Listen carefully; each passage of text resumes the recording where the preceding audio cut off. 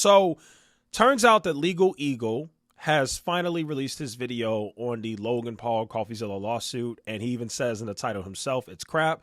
He does an excellent video breaking it all down, and I've been waiting on this because Legal Eagle is one of literally the best on YouTube when it comes to being a lawyer who breaks down these lawsuits and these cases and just giving us great facts and information that we otherwise wouldn't have known. And sure enough, he did not disappoint.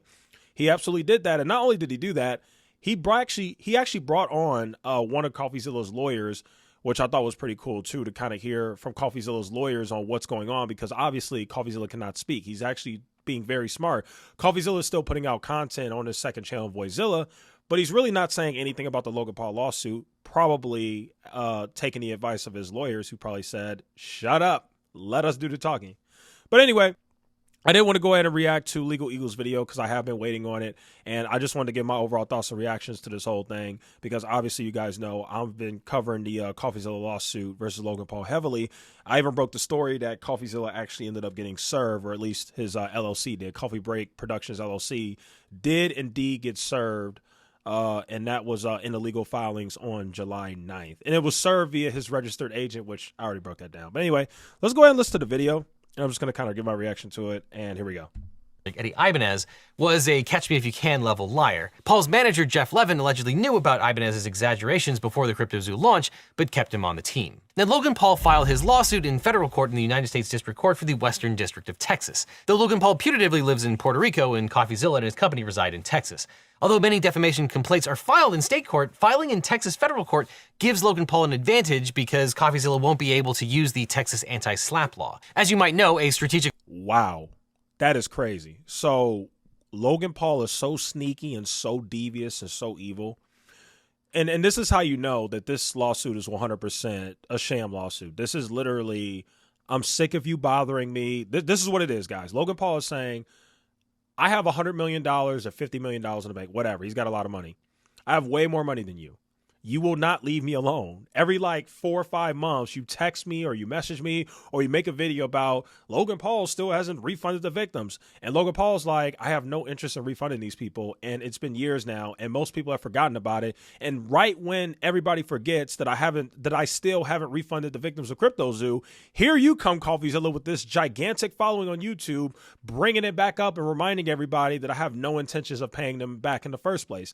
And so Logan's like, all right, bro, I just got to get rid of you. Like you're just you're a thorn in my side because you're holding me accountable.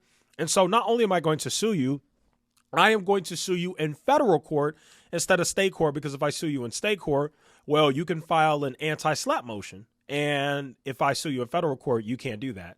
So you can't get me for anti-SLAPP, even though this is a SLAPP lawsuit, and I'm literally suing you just to shut you up. I have no basis for my lawsuit at all, and I have no chance of winning, but I have $50 million, so that's the play here, guys. That's literally what's going on. Let's keep going.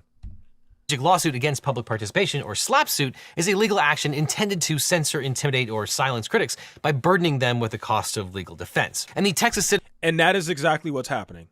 That is what most of these people do. It is it's a tactic that a lot of rich people use normally to silence like a journalist or a YouTuber. I've seen this happen so many times, and that's literally pure definition of a SLAPP lawsuit. Literally, we're going to drain you of your pockets because you've got pennies compared to what I have, and that's just how we're going to do it. We're just going to ruin your life. That's what this is. Citizens Participation Act, or TCPA, allows defendants to file a motion to dismiss a legal action that infringes on their right to free speech. This motion can be filed early and often before the case proceeds to discovery, which saves a huge amount of money. However, Coffeezilla won't be able to use the TCPA to file an early motion to dismiss and recover costs because the Fifth Circuit... So Legal Eagle just broke it down. So literally, Logan Paul, this is how you know it's strategic. Like this is like undeniable proof that Logan Paul is strategically trying to drain Coffeezilla of all the money he has, literally. So instead of him being able to file an anti-SLAPP motion or whatever to get it dismissed before it goes through all the crap, the discovery and all that, because Logan Paul filed it in federal court, this lawsuit's probably going to take a while to play out. Coffeezilla is going to end up spending a lot of money, at least according to Legal Eagle. I actually don't think Coffeezilla is going to end up spending very much money, if any, because Coffeezilla has something called media liability insurance, which most of you guys have, which most of you guys know. I have media liability insurance as well. There's another YouTuber named Scott Schaefer. He like exposes scams and like does all that stuff too. He has media liability insurance. There's a YouTuber named Meet Kevin. He has media liability insurance. And so, yeah, typically when you have media liability insurance, what happens is you have a certain limit. So it could be 3 million, 5 million, 1 million, whatever. And the insurance company will protect you up to that amount. And what happens is when you get sued, they defend you by paying a lawyer on your behalf. And it just counts as a claim. You file a claim, they pay for everything. So I'm actually don't think that Coffeezilla is going to end up really paying anything for this, which shout out to him for being smart and getting media liability insurance. By the way, I did want to correct something too that I said in a previous video. I wanted to make something very clear. Some of you guys commented when I said that Coffeezilla had never been sued, and you said that Coffeezilla got sued before. That's not true. It turns out that I was right. Coffeezilla has never been sued before, which I didn't think he had been because I've been following him for years. But yeah, I went back and looked. I did some research. I went back and looked at everything from the very beginning of Coffeezilla. Coffeezilla has gotten many cease and desist letters. Coffeezilla has been threatened to be sued many a times. People have sent him, you know, all sorts of letters and calls from lawyers and stuff like that. But it actually turns out that this lawsuit by Logan Paul is actually the first time that Coffeezilla has ever been sued. I know that's hard to believe because Coffeezilla has exposed so many people. But like I said, I think one of the main reasons why people would never sue Coffeezilla, except for Logan Paul, because he's just that stupid. I think the reason why most of these, alleged scammers didn't sue Coffeezilla is because, one, he just absolutely exposed them with undeniable proof. Like, suing somebody who has undeniable proof that you scammed is just so unbelievably stupid. Only Logan Paul would be somebody stupid enough to do that. I think that's one of the reasons. I think the other reason also is because Coffeezilla has such a huge following and has built up so much goodwill that, you know, I just think that suing Coffeezilla would just completely backfire. His audience is going to have his back, as we could clearly see, as well as like most of the YouTube community, you know. So like I said, only Logan Paul is dumb enough to do something like this.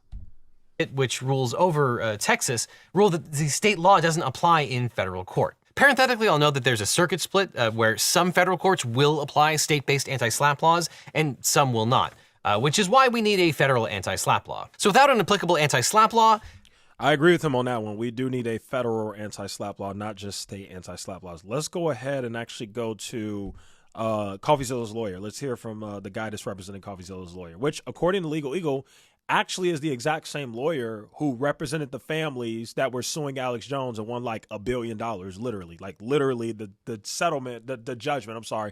The judgment was like $1 billion. It was like crazy. It's literally something that Alex Jones is never going to be able to pay. But apparently the lawyers who got that judgment for their clients, you know, the people that Alex Jones lied about with the Sandy Hook thing, apparently those are the exact same lawyers that are supporting Coffeezilla, which is good. It's good to have great lawyers, and hopefully they stick it to Logan Paul. But let's go ahead and hear what the lawyers have to say.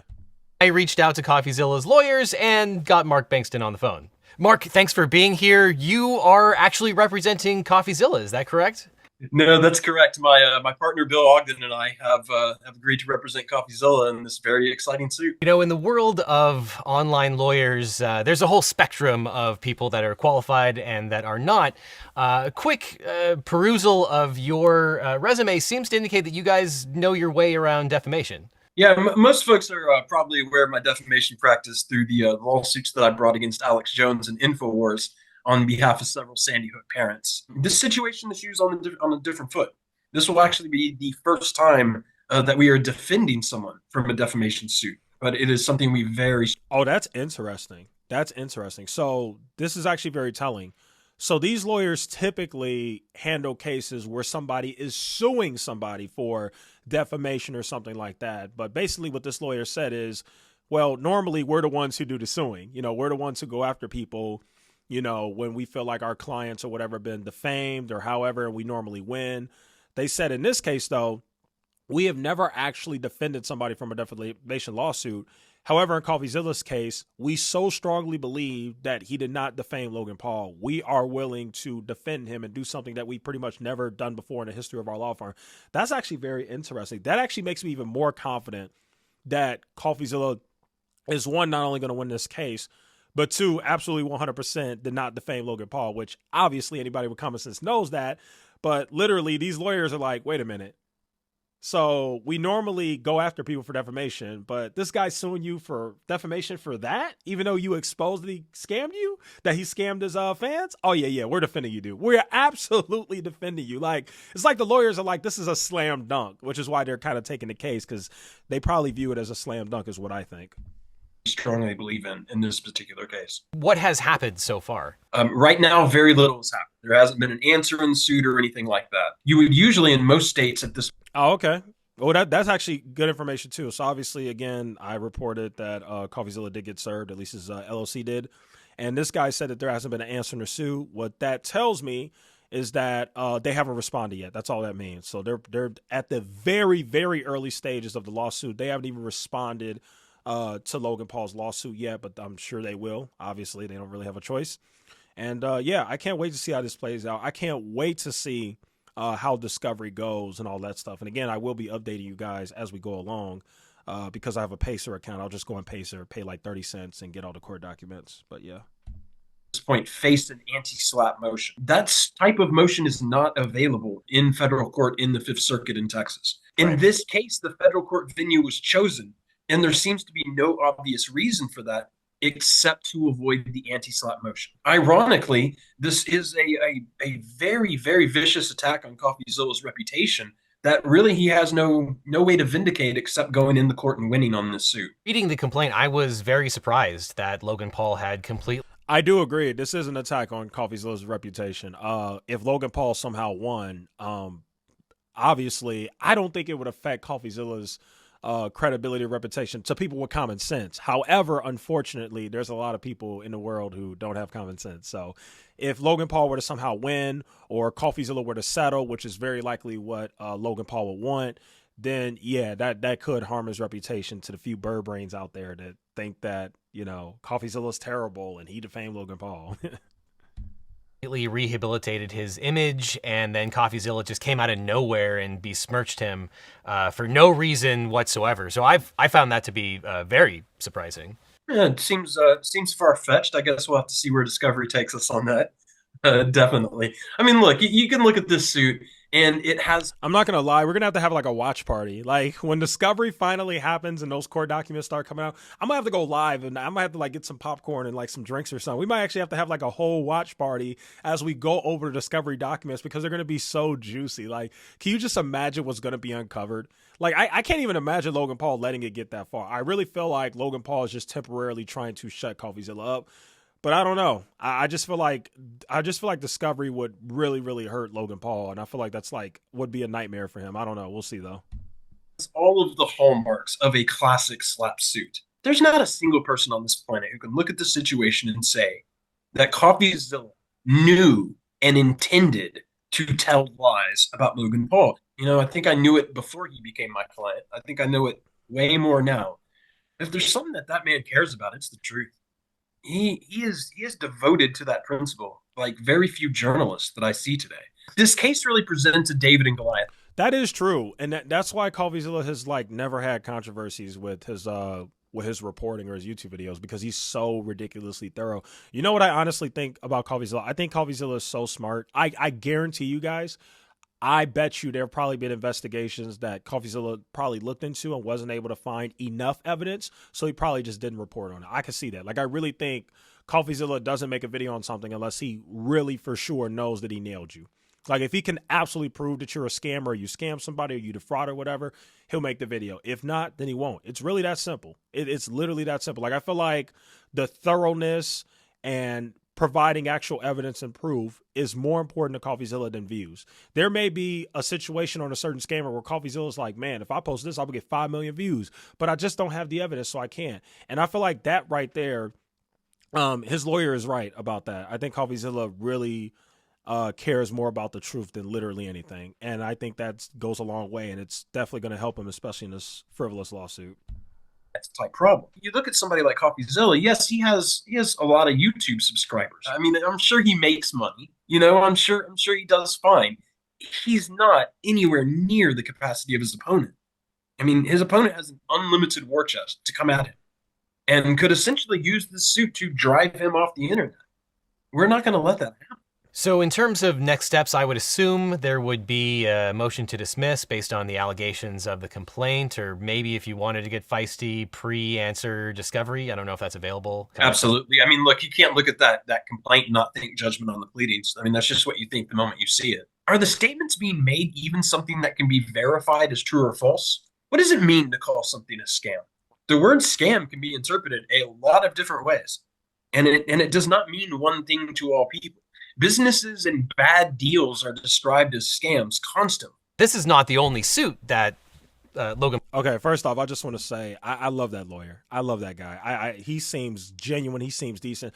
I don't know if you guys remember, some of the OG subscribers, shout out to you guys, might remember when I made all those videos on Spencer Cornelia. I did not like Spencer Cornelia's lawyer. For those who don't know, Spencer Cornelia got sued by this dude named Derek Moneyberg, and it kind of ruined Spencer's life a little bit. Like, Spencer spent like $300,000 just to defend himself. And I looked into that whole court case and everything and his lawyers. I thought that law firm he chose overcharged him. And I actually thought that they underdelivered. I really do. Because what happened was Spencer like countersued to get his lawyer fees back, and he actually lost. So unfortunately, even though Spencer won the lawsuit, he didn't get his court fees back. So he ended up spending $300,000 and he didn't get that money back. I did not like Spencer's lawyers. They just didn't seem all that like great or confident. And I thought that they were just, to be quite frank, I thought they were kind of screwing Spencer. Coffeezilla's lawyers right here seem a lot more genuine. They seem to really be confident and know what the heck they're talking about. And I like the way, I just like this guy's energy, you know? He just doesn't seem like one of those sleazy lawyers. He seems like somebody who really takes his job seriously and only takes cases that he's extremely confident that he's going to win. So, yeah. Anyway, that's really my reaction to the whole thing. Shout out to Legal Eagle. Definitely make sure you guys go follow his channel. Obviously, he has like freaking billion subscribers here. He's a really big channel. But, yeah, check out Legal Eagle. If you want to support Coffeezilla, obviously, Coffeezilla's not doing a GoFundMe. If Coffeezilla was going to do a GoFundMe, he would have done it by now. He's clearly not doing that because he has insurance. But I would say if you want to support Coffeezilla, the best way you could do that is just go to Coffeezilla's channel and just support him on Patreon. I will be honest, I was a Patreon supporter. I need to go back and support him. I'm just going to be honest. Anyway, that's today's video. Thank you guys so much for watching. I'll see you guys in the next one.